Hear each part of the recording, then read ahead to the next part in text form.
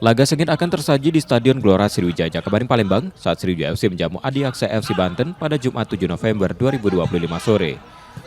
Jelang pertandingan, pelatih Sriwijaya FC Budi Sudarsono telah mengevaluasi performa tim pasca laga terakhir kontra Sumsel United akhir pekan lalu. Meski bermain di kandang, Budi menekankan kewaspadaan penuh terhadap Adiaksa FC Banten yang saat ini menempati posisi kedua klasemen sementara grup 1. Alhamdulillah siap. Tapi memang anak-anak dari poin itu aja sudah termotivasi untuk pertandingan. Jadi motivasinya oke menurut saya juga. Tadi latihan kelihatan kan happy istilahnya. Ya seperti itulah. Sriwijaya FC saat ini berada di peringkat 10 klasemen sementara grup 1 dengan 2 poin dari 8 pertandingan. Nur Muhammad, Kompas TV, Palembang, Sumatera Selatan.